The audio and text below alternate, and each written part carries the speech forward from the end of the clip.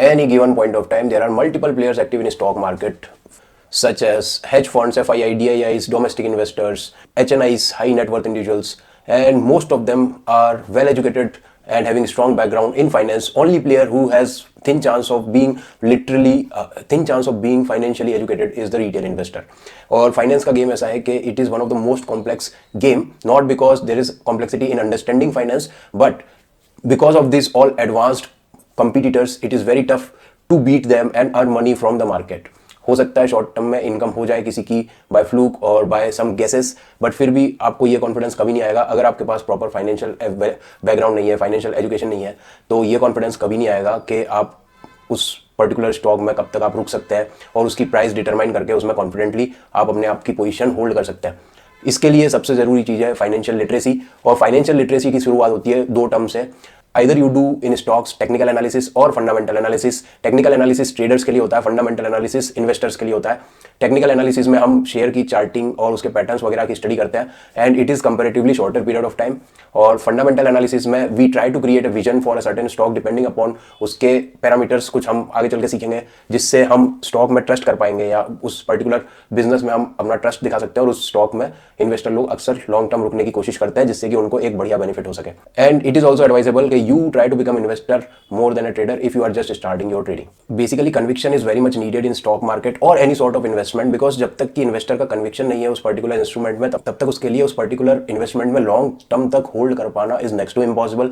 वो अपने इमोशंस और फीलिंग्स के चलते डिसीजन लेने लगते हैं and emotions and feelings are nothing when it comes to economy, क्योंकि इकोनॉमी अपने सर्टेन फैक्टर्स पे डिराइव होती है ना कि इंडिविजुअल इमोशंस पे। हाँ, पूरी की पूरी क्राउड का इमोशन क्या बोलता है, पूरी की पूरी एक देश की जनता का ओरिएंटेशन किस तरफ जा रहा है, उस पर definitely demands and supply matter करती है चीज़ों की, और उस हिसाब से प्राइसेस जरूर फ्लक्चुएट होते हैं, बट स्टिल लॉन्ग टर्म में वो चीज़ें भी नेग्लिजिबल हो जाती है और सिर्फ एक ही चीज़ काम आती है कि आपने अपनी वेल्थ को कितना बढ़ाया।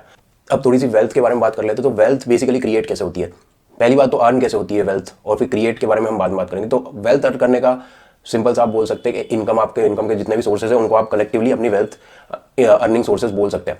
अब इनकम हर इंसान की लिमिटेड होती है डिपेंडिंग अपॉन उसका क्या प्रोफाइल है और वो अपने कितने आवर्स दिन के काम करता है, और उसकी थोड़ा बहुत लक पे भी डिपेंड करता है ये फैक्टर कि वो कितने उसको अपने टैलेंट को, अपनी हार्ड वर्किंग को कितना एनकैश कर पाता है रुपए पैसों में।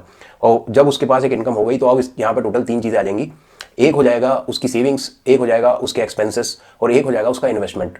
तो ये तीन फैक्टर्स में से जो एक्सपेंसेस, जो मैंडेटरी एक्सपेंसेस है, उन पे आपका कोई होल्ड नहीं चलने वाला। वो टोटली डिपेंड करता है जिस भी जगह आप रह रहे हो वहाँ पे आपका रहने का, खाने का और जो मूलभूत आपकी आवश्यकता है उनको पूरा करने के लिए आपको कितना खर्च करना पड़ेगा, and it is going to be certain factor for you.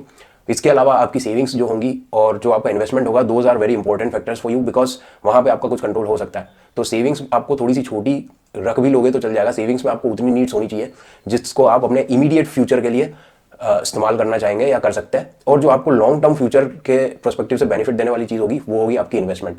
Investment why it is needed and why it is mandatory for almost everyone is because the way our economy is designed, it actually devalues the money. हम हर economic cycle में चाहे आप not even India, in every part of the world it is almost the same case कि money को डिवैल्यूट कर दिया जाता है, उसकी वैल्यू थोड़ी सी गिर जाती है हर साल, और उसमें से इकोनॉमी में फिर से और पैसा क्रिएट किया जाता है।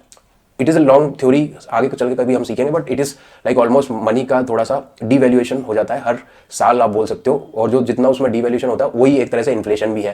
तो inflation is always rising, right? तो the way our economy is designed, it is designed to always kind of inflate little bit. और इस वजह से अगर आपकी सेविंग्स में बहुत ज़्यादा पैसा पड़ा हुआ है, जस्ट आप उसको सेविंग में ही कंटिन्यू करते रहो, it is not going to worth that. आपका टाइम वेस्ट होगा अगर आप सेविंग में बहुत बड़ा अमाउंट रखते हो तो, and you will regret it in the future. तो आपको कोई ना कोई इन्वेस्टमेंट का सोर्स तो पकड़ ही लेना है, be it the stock market, be it the real estate, और be it some other source which you might know very well. लेकिन फिर भी अपना एक मन जरूर रखना है कि मुझे एक इन्वेस्टर होना है, एंड उसी तरीके से आपको आगे बढ़ना है। And now we are going to talk much more in depth about stocks in future videos, so stay tuned and subscribe to my channel. Thanks for watching.